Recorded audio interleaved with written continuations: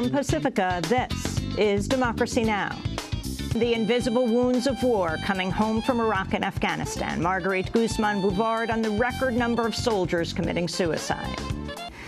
The month of July set a record high for the number of suicides in the U.S. military. An Army report revealed a total of 38 troops, 26 active duty soldiers, another 12 National Guard or Reserve members are believed to have committed suicide in July, the highest rate recorded in a month since the Army started tracking detailed statistics on such deaths. More U.S. soldiers died in July by taking their own lives than on the battlefield.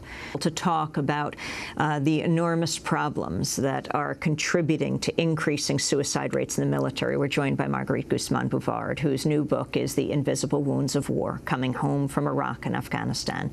She's resident scholar at the Women's Studies Research Center at Brandeis University, previously a professor of political science and creative writing. Welcome to Democracy Now! It's great to have you with us. It's a pleasure to be here. July, 38 soldiers, National Guard, killed themselves. That's more than a soldier killing themselves a day. That's right. After I finished that book, finally the Department of Defense was letting out these statistics. They were not letting them out before. I tried to get them. I called Veterans for Common Sense, Veterans United for Truth. They have 50,000 members. They said, sorry, the numbers are not coming out.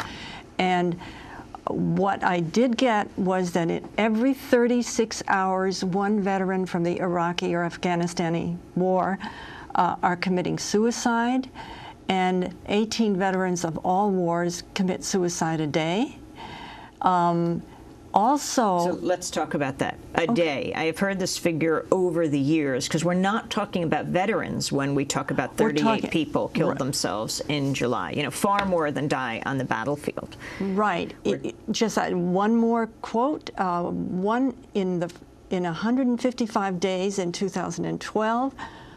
154 soldiers killed themselves in combat, not as veterans. This is a very, very important figure and one which we really need to pay attention to. One of the chapters in your book, The Invisible Wounds of War, is the high rate of suicides. And you have a photograph of Noah Charles Pierce. Right. Talk about how you came to this issue. I'm a writer. I write poetry and short stories as well as books on human rights. One of the reviews that had a story of mine, I saw a couple of poems by a soldier that committed suicide, and I thought, what is this, a soldier committing suicide? And I asked the editor, put me in touch with his mother, and it took me a while to persuade him to put me in touch with his mother. I did finally get in touch with her, talked to her a lot, wrote an article about her, talked to her continually. She was upset and later on became angry, which is, I think, very, very useful to be angry, not anger to hurt another person, but anger at what was happening to people like her son. She said when he came back, he wasn't Noah anymore. He was a different person. So the kind of combat that these soldiers endure is something that most Americans don't know anything about. They don't know about IEDs, improvised explosive devices, explosively formed penetrators. What do these mean? I'll tell you what they mean. You can't see them. They're put under the asphalt. They're hidden in bushes. They're put in garbage cans. So here you are in a Humvee, which is not mine resistant. You see your buddy get blown to bits. So you're picking up pieces of his body, putting them in a bag, cleaning out the Humvee. You're watching your buddies die in terrible circumstances, day after day after day. And what happens is that the membrane between life and death kind of disappears. You wrote a poem about Noah, and I was wondering if you could read it here. Oh, thank you. Thank you. Noah is in my heart, I have to say, and that's why. Where did he live? He lived in Eveleth, Minnesota, in a small town. There's so many soldiers that come back that don't get the care that they need, that are in small towns. Nobody else is. 1% of our soldiers are in the war, okay? 1%. And it's a volunteer army. So I will read Noah's poem. Specialist Noah Charles Pierce. When he returned from the war, they called him a killer.